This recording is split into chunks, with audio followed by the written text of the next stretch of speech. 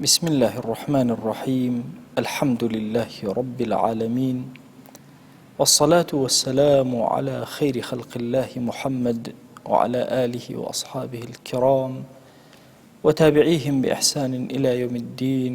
ربنا أرنا الحق حقا وارزقنا اتباعه وأرنا الباطل باطلا وارزقنا اجتنابه. ربنا آتنا في الدنيا حسنة وفي الآخرة حسنة وقنا عذاب النار.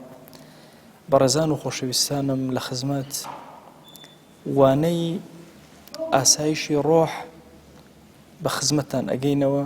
ئاسایشی ڕۆح یەکێکە لە ئەو وانە هەفتانایی کە لە ڕێکخراوی ژیار پێشکەشمانە کرد، دواتریش لە ڕێ ئۆنلاینەوە لە خزمەتتانە بووین. کتێبی ئەددا وەددەوا زانای پایەبەرز ئیمامی ئیبن القەیم ڕەزا و ڕەحمەتی خوای لێبێ نووسیوێتی ئێمە لە خزمەت ئەم کتێبە ژیانێکمان بەسەر بردووە، هەموو جارێ هەوڵمان داوە ئاسایش بۆ ڕۆحەکانمان بهێنین لە ڕێی ئەم پەرتووکە جوان و نازدار و نایابەوە. ئێمە چەند دەرسێک لە خزمەتها بووین و باسی ئەنواعی گوناهەکانمان لە ئەخیرەوە کرد و دواتر باسی جۆرەکانی شیرک، ئەنواعی مەحەبەتمان باس کرد. ئەمڕۆ ئیمام ئەوێ شتێکی زۆر گەورەمان پێ بڵێ، ئەویش فەسڵێکە بە ناوی ئیثار الأعلا، ئینسان چی ئەخاتە پێش چی. طبعا ئیثار بابێکە تۆ دوو شتێ لەبەردەما ئیختیارە، یەکێکیان هەڵەبژێری، تەرجیحی دانەیەکیان ئەدی. هەمیشە طەبیعەتی ئینسان ئەوهایە ئەبێ ئەعلا بەرزترین لە لای خۆی ئەویان ئەخاتە پێشەوە، کام بەرزترە لای خۆی ئەوە ئەخاتە پێشەوە. بۆیە ئەفەرمێ وقد تقدم أن العبد لا يترك ما يحبه ويهواه. ئەفەرمێ پێشتر باسمان کردو ئینسان شتێکی خۆشویست و هەوا و ئارەزووی بۆی هەبوو تەرکی ناکە، بەڵام هەمیشە یەت ولكن يترك أضعفهما محبة لأقواهما محبة. کە دوو شتی خۆشەوێ هەردووکیانی ئەوێت، کامیان کەمتر خۆش ئەوێ لەوی تریان بەهێزەکان وەرەگرێ واز لە کەمەکان هێنێ. تەشبیه نەبێ، ئینسان جاری وایە ئافرەتێک لە دڵیا جێگیرە بێ، یان کچێک کوڕێک لە دڵیا جێگیرە بێ بە هەردوو شێواز. طبعا سیرەکەی غەمێکی زۆر کە بۆی نابێ، زۆر ناڕەحەتە بێ، مەراقێکی زۆر گەورە، بێتاقەتە بێ، بێزارە بێ، بەڵام دواتر وردە هێواشە بێت. کاتێکەوە کەسێکی تر ئەبینێ لە دڵیا جێگیر ئەبێ و قووەتی حوبەکەی بۆ ئەم زیاتر ئەوی تری هەر لە بیریشە چێتەوە، خۆ ئەوی تریشی خۆشەویست، بەڵام ئەمەیان بەهێزترە. کام لە دوو خۆشەویست بەهێزتر بوون ئەویان وەرەگرێ. ئەمە یاسایەکە لە ژیانی ئینسانە. لەناو مەکروهاتیشە چ شتێ بزانێ خراپەکانە کامیان زەرری کەمتر ئەوە هەڵەگرێ، لەناو خۆشەویستەکانە کام زۆر باڵایە وەریەگرێ، لەناو ناڕەحەتیەکانە کام زۆر ئاسانە وەریەگرێ. ئەفەرمێ دەی عەقڵی ئینسان تایبەتمەندێکی زۆر جوانی هەیە، ئەوەیە لەناو مەحبوبەکانە بەهێزترین هەڵەبژێرێ، هەمیشە ئەگەڕێ دیراسە ئەکا لێکۆڵینەوە ئەکا تا باشترینانی دەستکەوێ، لەناو ناڕەحەتەکانیشە ئاسانترین هەڵەبژێرێ. ئەفەرمێ وتومانا أن هذا من كمال قوة الحب والبغض. أما للطواوي هێزی و خۆشەویستی و ڕقلێبوونە کاتێک کە ئینسانی مسلمان کامە هەڵەبژێرێ و کامە ڕەت ئەکاتەوە. دەی لەم هەڵبژاردنەیە بە هیچ شێوازێک بە دوو هۆکار نەبێت ئەم هەڵبژاردنە لە ئینسانە ناکرێت. یەکەم ئیدراکی ئەم کەسە، علمی ئەم کەسە، ثەقافەتی ئەم کەسە، ڕۆشنبیری ئەم کەسە تا چه ئاستێکە. دووەم دڵی چەند بەهێزە، شەجاعەت القەلب، چەند ئازایە. ئەفەرمێ ئەگەر یەکێک لەم دوو شتە خەلەلی تێکەوت، ئیتر ئینسان بە پێچەوانەی ئەو شتەوە ئەجوڵێتەوە کە ئەوەیە باشترین و خۆشەویستترین هەڵبژێرێ و کەمترین لە خراپەکان هەڵبژێرێ. ئەفەرمێ دەی ڕوتبەکانی مەحبوبیەت و مەکروهیەت لە دڵی ئینسانە کە پێشتر باسمان کردو تەنها لەبەر ئەمەیە، لەبەر ئەمەیە ئینسان بێت بزانێ کامە ئەخاتە پێشکام، کامە ئەکاتە خەلیلی خۆی، کامە ئەکاتە حەبیبی خۆی، عشقی بۆ کام ئەبێ. هەرێکێک لەو ناوانەی کەوتمان ئەو ڕوتبانە کەوتمان چەندێک بەهێزترە لە دڵیە. دەی ئەفەرمێت هەندێک لە ئینسانەکان ئەوەندە شەهوەتیان بەهێزە، سوڵتانی شەهوەت زاڵەکەن بەسەر عەقڵا، بەسەر ئیمانە، ئیمانی خۆیانی پێ ئەکوژێنەوە و عەقڵی خۆیانی پێ ئەکوژێنەوە.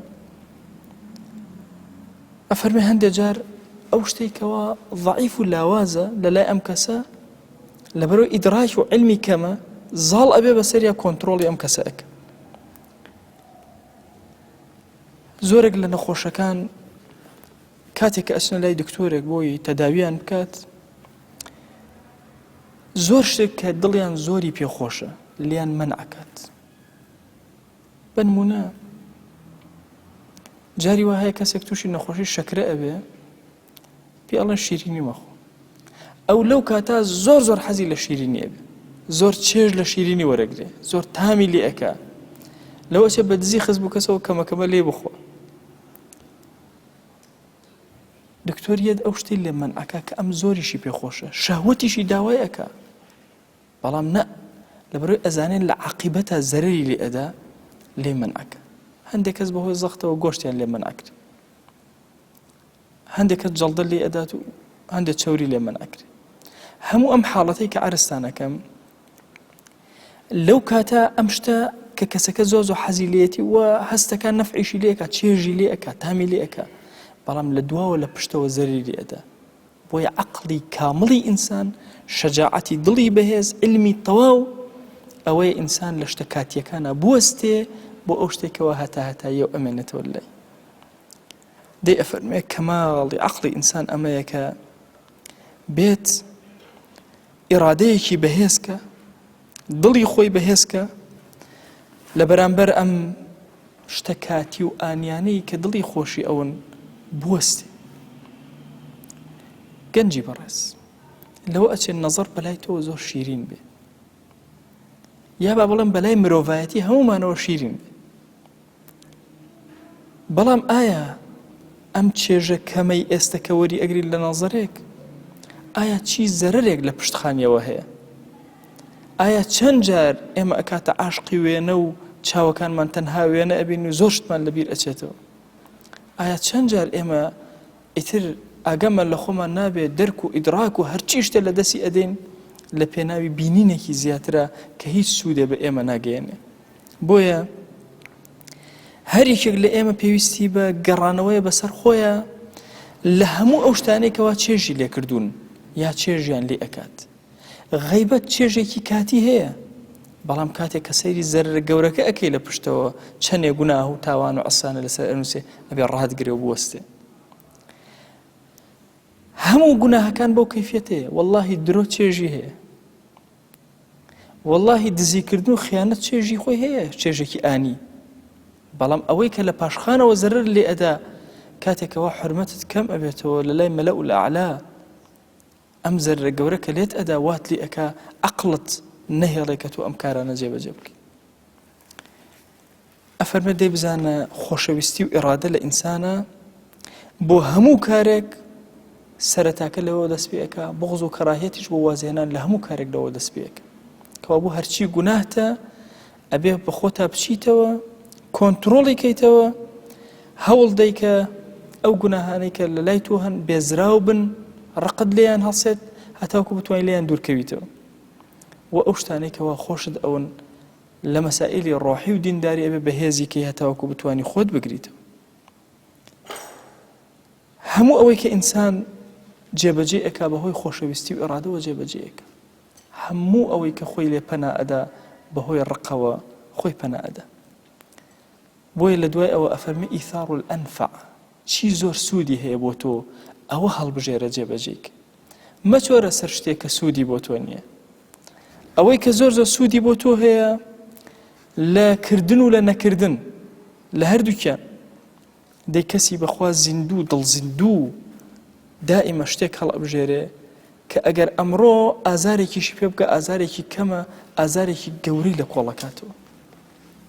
بەخوا کاتێک کە کەس ئەتوانی زوڵمێ بکەیت و نایکی، ئەتوانی پارەیە بە حەرام دەستگیرت بێ نایکەی، ئەمە جۆرێک زەرر لە تۆ ئەدا، بەڵام دڵنیا بە ئەوەی لە پاشخانە بۆ تۆ زۆ باشترە لە حەڵاڵ ئەجر و پاداشتەکە زۆ گەورەترە بۆیە هەر یەکێک لە ئێمە پێویستمان بەوەیە لەو ئەجر و پاداشتا خۆمان دامەزرێنین دڵی خۆمان بزانین ئەم خۆشەویستی و ڕق لێبوون لەکوێیە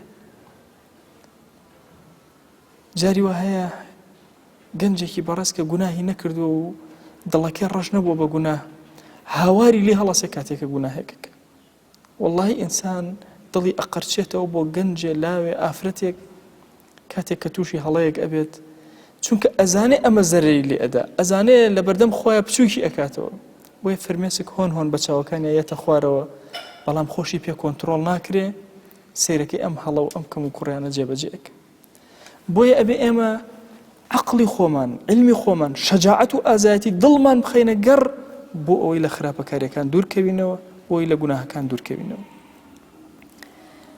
ئەفەرمێ سبحان الله ئەم بەشەکە لە ئینسانە هەیە ئەم بەشەی کە ئینسان لە خراپەکان خۆی بپارێزێ و چاکەکان دەست بۆ ببە ئەڵێ سبحان الله ئاژەڵەکان کە هیچ عەقڵێکیانی ئەوانیش بە هەمان شێوازن سبحان الله یعنی ئەوانیش بە هەمان بەڵێ ئەوانیش بە هەمان شێواز ئەفەرمێ عەینەن ئاژەڵ خوا سەلیقەیەکی داوەتی ئاگرێکە بینە لێ دوورەکەوێتەوە ئەزانێ ئاگرەکەوێتەوە لە دارستانە ئاژەڵەکان ڕائەکەن ئەزان ئاگر کەوتەوە ئەزان زەرریان لێ ئەدا هەموو ڕائەکەن لە چنگی هەوڵ ئەدەن ئەنفع هەڵبژێرن باشتر هەڵبژێرن بۆ حیاتی خۆیان بۆ ژیانی خۆیان ئەزان ئەم شوێنە گژوگیایەکی جوانتری تایە پەلاماری ئەم شوێنە ئەدەن لەوێ ئەلەوەڕن ئەزان ئەم شوێنە گژوگیاکەی کەمە لێی دوور ئەکەونەوە ئەوانیش خوا ئەم سەلیقەی پێ عەتا کردوون دێ ئەفەرمێ ئەی ئینسان تۆ لەگەڵ ئەوانە تاکە جیاوازەکەت ئەمەیە ئەوان شتی کاتی و شتی ئایندە نازانن بەس تۆی ئینسانی شتی کاتی و شتی ئایندە ئەزانی دەی گوناهێک ئێستا ئەیکەیت و خوا عقوبەیەکی قورسی بۆ داناوی یان نوری دڵی تۆ ئەکوژێنێتەوە ئەبێ عەقڵ و ئیدراکی تۆ گەیشت بێتە ئاستێکی وەها کە خۆت بگریتەوە لەو گوناهە و دوورکەویتەوە لەو گوناهە بۆیە هەندێک لە عولەما فەرمویانە بیرمان کردوتەوە خەڵکی بە دوای چیا وێڵە سێرمان کردووە بە دوای چیا خەڵکی وێڵە بۆچی خۆیان مانوو ئەکەن لە پێناوی چی خۆیان مانوو ئەکەن ئەفەرمێ سێرم کرد ورد بوومەوە سێرەکەم هەموو خەڵکی هەموو ڕێگاکان کە ئەگرنە بەر تەنها لە پێناوی ئەوەیە کە ئارامی بۆ دڵیان بێت و ئاسایش بۆ ڕۆحیان بێت ئەفەرمێ هەندێکم بینی ئەویست هەموو غەم لە دڵ و دەرونی خۆی لا ببە بەهۆی خواردن و خواردنەوە ئەنواع جۆری خواردنی ئەخوارد و ئەنواع خواردنەوەی ئەخوارد هەندێکی تر بازرگانی و کەسابەت وای ئەزانی بەمە هەموو غەمی دڵ ئەڕوات و خۆشبەختی و ئاسایش بۆ ڕۆحی دێ هەندێک بەهۆی نیکاح و فرەژنیەوە هەندێک بەهۆی گوێگرتن لە گۆرانیەوە هەندێک بەهۆی گوێگرتن لە مۆسیقاوە وا تەسەوڕەکە هەموو غەمەکەی ئەڕوا هەندێک بەهۆی لەهو لەعب و یاریکردن و خۆمەشغوڵکردنەوە ئەفەرمێ ئەگەر کەسی عاقڵ سیرکە ئەمانە هەموو شتانێکن مادەی ئینسان تێرەکەن ڕۆحی ئینسان تێر ناکەن غینا گوێی تۆ گۆرانی گوێی تۆ تێرەکە خواردن سک و گەدەی تۆ تێرەکە بینین چاوە تێرەکە نیکاح و مناکەحە فەرج و داوێنی تۆ تێرەکە ئەی چییە کە من ئاسوودە ئەکا ناخ و دڵ و ڕۆحم ئاسوودە ئەکە ئەفەرمێ ئێمە ئەبێ بەدوای ئەمە بگەڕێن ئەمە ئەنفع بۆ ئێمە والله چی گوناه هەیە لەسەر زەویە شتێک لە شتەکانی تۆ تێرەکە ڕۆحت تێر ناکە ئێمەش عەوداڵی ئەوەن کە ڕۆحمان تێرکەین بۆیە ئەفەرمێ دەی کەسی عاقڵ ئەوەیە ئەبێ بگەڕێ ئەفەرمێ هەندێک لە عوقەلا وتویانە هەموو ئەم ڕێگانمان تاقی کردەوە بۆ ئارامی دڵ و ئاسایشی ڕۆحمان پێی ئاسایش نەبووین تەنها ڕێگایەک کە ئێمە بگەیەنتە ئاسایشی ڕۆح ئەوەیە بگەڕێن هەتا خودا ئەدۆزینەوە لەبەردەم ئەوە خۆمان زەلیلکەین بۆ ئەو بژین لە پێناوی ئەوە بمرین هەناسە و چرکە و ساتەکانی ژیانمان بۆ ئەو بێ اینجا ئەو کاتە دەروونمان ئارامە بێتەوە ڕۆحمان ئاسوودە ئاسایش بۆ دڵ و دەروونمان دێ بەخوا خواردن ئاسایش بۆ دڵ و دەروونت ناهێنێ بەخوا گەڕان و شارە و شارکردن و وڵاتە وڵاتکردن ئاسایش بۆ ڕۆحت ناهێنێ بەخوا بینینی هەرچی ئافرەتی سەرزەویە و چێژوەرگرتن لێیانە ئاسوودەی بۆ دەروونت ناهێنێ کام جل جوانە لەبەری کە ئاسوودەی بۆ تۆ ناهێنێ بڕۆ چی ڕێگا هەیە تاقی کەرەوە، هەرچی گۆرانی بێژە گوێ لێ بگرە، هەرچی فلیمە سەیری بکە، بزانە ئاسایش بۆ ڕۆحی تۆ هێنێ، ئاسایش بۆ ڕۆحی تۆ ناهێنێ. ئاسایش لە ڕۆحی تۆیە بە پەیوەندی لەگەڵ خۆیان دروست ئەبێ، ئەو خالیقەی کە ڕۆحی تۆی دروست کرد. هەموو مرۆڤایەتی کۆکەرەوە ئەوەڵ و ئاخری بە هەموو علم و دانایەتی و بە هەموو اقتصاد و هێز و توانە و ئەسکەرتاریەتەکەی ناتوانێت مێرولەیە خەلق بکە، ڕۆح بکاتە بەری مێرولەیەک. دەبەخوا ناتوانێت ڕۆح بکاتە بەری تۆش ئەی مرۆڤ. ئەوەی کە ڕۆحی بە تۆ عەتا کرد بەرنامەی دانا بۆ ڕۆحت کە چۆن ئاسوودە بێ و ئارام بێ. ئەو شتانەی کە ئیبن القەیم باسی کرد لە سەرەتای ئەم کتێبەوە، خوێندنەوەی قورئانی پیرۆز، لە خزمەتبوونی تەفسیری قورئان و علومی شەرعی، دوعای خەیری زۆر و دەستبەرزکردنەوە و لاڵانەوە و پاڕانەوە لە بەردەم خوایە، کردەوە ساڵحەکانی تۆ سرور ئەخاتە دڵی تۆ. جاری وا هەیە ساڵێک خەریکی کارەبی، ئیشەکەیت بۆی سرورێ بکەوێتە ناو دڵ و دەروونت، سبحان الله، خوا ئەگەر لەگەڵ خۆیان نەبووی عقوبەت ئەدا بەو شتەی کە تۆ خۆتی بۆ مانووەکەی. کەسی وایە خۆی مانووەکە بۆ پارۆ سەرۆت و سامانی لە کۆتایەکانی عومریا ئەبینە چۆن پارۆ سەرۆت و سامانەکەی ئەخورێ، خۆی غەمبار ئەبێ لە داخی پارۆ سەرۆت و سامانی، خۆی کوشتووە بۆ مناڵەکانی لە ماڵەوە ئەیکەنە دەرەوە کە پیر بوو، خۆی کوشتووە لە پێناوی سیارەکەی هەموو ڕۆژە پاکی ئەکاتەوە ئەیشوە، خوا عقوبەی ئەدا بە سیارەکەی. نابێ خۆشەویستی، نابێ ئارامی دڵ هەڵواسی بە هیچ شتێکەوە. واللهی ئارامی دڵ تەنها لەگەڵ خودایە. هەموو ئەوانەی کە هەتە لەسەر زەوی نعمەتەکان، مناڵەکانت سیر کە خۆیان تیا بخوێنەرەوە کە خوا بە تۆی عەتا کرد، هەناسەدانت خۆی تیا بخوێنەرەوە، پارە و سەرۆت و سامانت ئەڵڵاهی جەلە جەلالوهو تیا بخوێنەرەوە، کورە خوا جەلە جەلالوهو لە هەموو کەونا پرشنگ ئەدا، بەخوا لەسەر سفرەکە دانیشتی خوا ئەبێ ببینی، هەر نعمەتێ لە نعمەتەکان ئەبێ ڕەب العالەمینی تیا ببینی. اینجا ئاسوودەی بۆ ڕۆحت دێ، ئاسوودەی بۆ ناخت دێ. ئەفەرمێ دەی ئەو کەسەی کە ڕێگای ژیان ئەبڕێت، ئەگەر حەڵێکی لە دنیا و پشکێکی لە دنیا دەستکەوت شتێکی کەم، چونکە هەرچی لە دنیا دەستکەوێ هەر کەمە. ئەفەرمێ ئەگەر شتێکی لێ دەستکەوت کەمە دڵی پێ خۆشەکات، بەڵام ئەگەر چێژی گەورەی وەرگرت لە ناسینی خوددا، ئیتر ئەو کاتە ئەزانێ ژیان چۆن بژی و چی بکە. ئەگەر شتانێکی لە دنیا لە دەست دەرچوو غەم و پەژارەدا ئەگرێ، دنیای لێتەوە یەک لەبەرەوەی حەزی ئەوێ نەناسیەوە، بەڵام ئەگەر ئەوی ناسی بەخوا ئەوەش کە لای ئەڕوا هەر دڵی پێخۆش. جارێک دۆستێکم مناڵێکی وەفاتی کردبوو، زۆر بێتاقەت بوو، هەر بینە ئەهات ئەی مامۆستا فڵانە حیزب کافرن. هەموو باشە ئەم پرسیارە بۆچی ئەکەی ئەوەنە؟ ئەوە کوڕەکەم لەگەڵ ئەوانە بوو، ئەگەر کافر بن بەخوا شێتە بوو.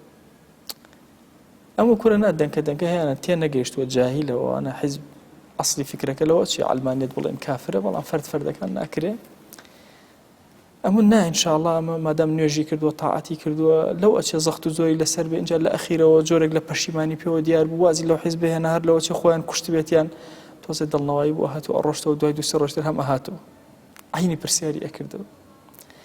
کاتێک کە تۆ لەگەڵ مەحبوبی گەورەیە بووی، بەخوا ئەمەی کە لەسەر زەوی هەتە ئەڕوا، والله کەسێکت لێ ئەمرێ ئەزانی لای ئەوە. چەند جوانە گەنجێک تەلەفۆنی بۆ کردم، مامۆستا دۆستێکم دراوسەیەکم زۆرم خۆشەویست وەفاتی کرد. لەو ڕۆژێ ئەو وەفاتی کردەوە من باشتر بووم، ئەم باشتربوونەی من مامۆستا بەهۆی ئەوە بوو تۆ بڵێ خەیرەکەی بۆ بڕوا. من زۆر کات دوعای بۆ ئەکەم، ئەرە وەڵڵاهی خوا زۆر دەوڵەمەند و زۆر کەریمە. جاری وا هەیە ئەجرێکی زۆر بچووک ئومەتێک تیای ئیسفادە ئەکە. دوعایەک کە تۆ ئەیکەی اللهم اغفر للمؤمنين والمؤمنات سەر زەوی هەموو ئیسفادەی لێ ئەکە. معنەویەتی ئینسانی موسڵمانە. هەر یەکێک لە ئێمە بیرکەنەوە ئەصحابی ڕەسوڵ الله صلی الله عليه و سلم چەند ئەجریان هەیە کە ئەم دین و پەیامیان بە جوانی بە ئێمە گەیان. بۆیە لە هەر شوێنێکە گۆڕی ئەصحابێکتان بینی، سێری ئەوە مەکەن لە مێژووە ثابتە یا ثابت نییە، چۆن احتیمالە ثابت نەبێ احتیمالیشە ثابت بێ، بڕۆن سەلامی لێ بکەن، بڕۆن زیارەتی کەن. ناڵی ئەسپی ئەوانە ئاینی پیرۆزی ئیسلامی گەیانە ئێمە، بۆی ئێمەی موسڵمان بە تەقدیس و بە تەقدیرەوە سەیریانەکەین، بەتایبەتی ئەهلی سنت هەموو بەلای ئێمەوە لە ئەصحابی ڕەسوڵ الله صلی الله عليه و آله وسلم لە کەماڵی گەورەی و جوانی و جەماڵان ڕقمان لە هیچ کەسێکیان نابێتەوە، نە لە ئەنبیا، نە لە ئەصحاب، نە لە ئەولیا، نە لە صالحین، نە لە عولەما، نە لە دوعات. دڵی ئەهلی سونەت دڵی خۆشەویستی. عەزیزانم بەخوا ئەو کەسێک کە لەگەڵ خۆیان ئەژی لە ناو دنیایە چاوی ئەکاتەوە، ئەو شتێک کە مەسلحەتی تایە ئەیبینێ، ئەو شتێک کە جەماڵ و جوانی تایە ئەیبینێ، ئەبینێ کامە باشە کامە خراپ. خوا بە لە پێناوی گوناهێکی کاتی ئانی حیاتێکی هەتاهتایی لە دەست خۆمان نەکەین. والله جاری وا هەیە لە پێناوی گوناهێکی زۆر بەسیط خەرمانی هەموو چاکە و ئەحسانەکانت ئەفەوتێنی، جاری وا هەیە لە پێناوی نەزەرێکی بچووکە زۆر شت لە دەست ئەدەی، زۆر کات نووری خوا لە دڵی تۆیە ئەکوژێتەوە بەهۆی گوناهێکی بچووکەوە کە کردت. بۆیە تەوبەکار بە هەمیشە، صادق بە لەگەڵ خوایە هەمیشە، ڕازگۆ بە لەگەڵ خوایە، دڵت با ڕەبتی بەخواوە بێ، با لە گوناهابی لە ناو گەرمەی گوناه تا ئەو لە یاد نەکەی، کەی تۆ زۆر گوناهباری پەیوەندی لەگەڵ ئەوە نەپچڕێنی. جارێک ئافرەتێک تووشی گوناهێک بوو هەڵەیەک گوناهەکەشی گەورە نەبوو، ئەی ماسە من نوێژم پێ ناکرێت، تازە بۆچی نوێژکەم کە من تووشی هەڵە بوو؟ کچەکەمە من فێڵی شێتانە، لەکوێ زۆر زۆر هەڵەت هەبوو پەیوەندی لەگەڵ خۆیان بەهێزتر.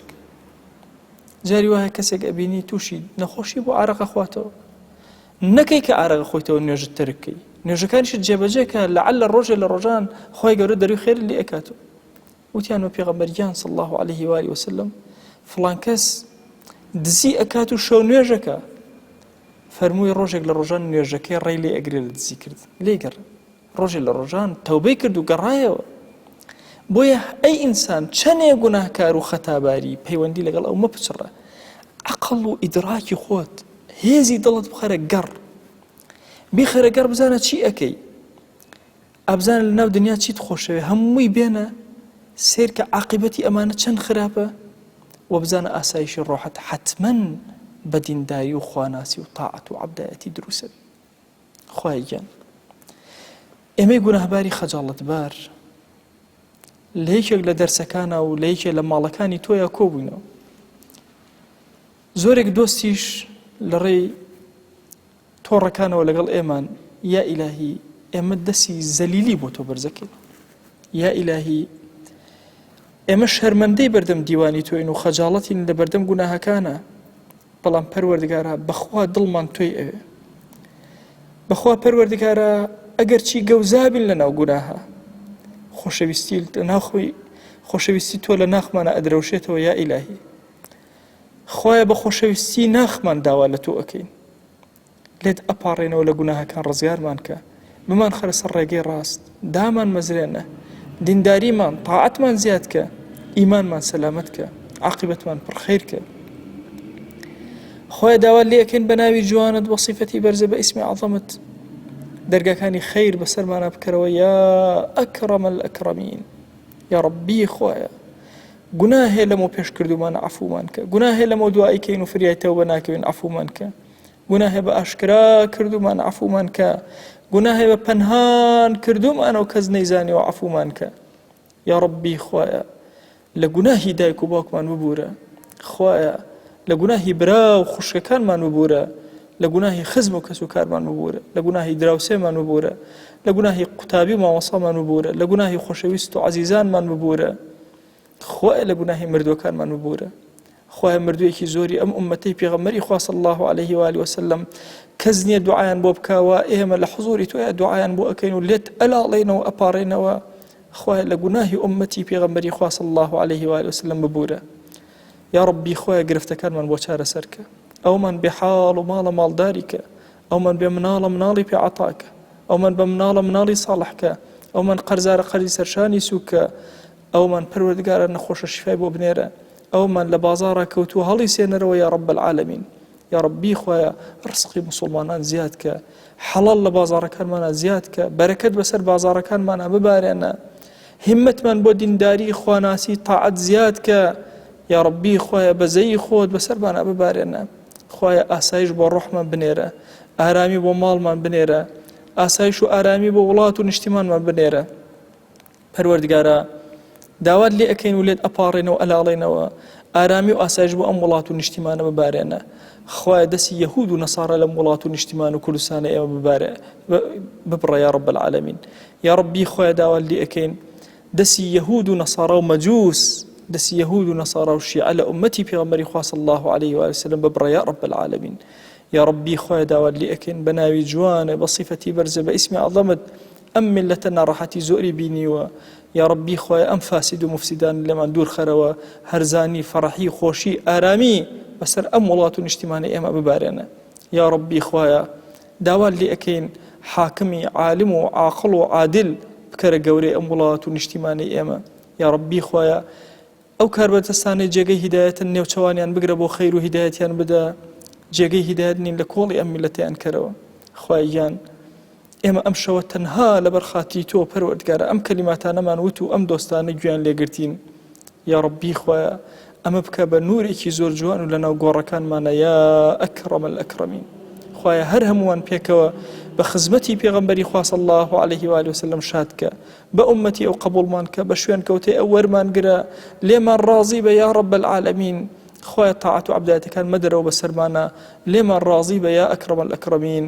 وصلى الله على سيدنا محمد وعلى آله وصحبه وسلم تسليما كثيرا أبدا إلى يوم الدين. خوي قول لقناه من الشيء وجبوري خوالي من قبولك.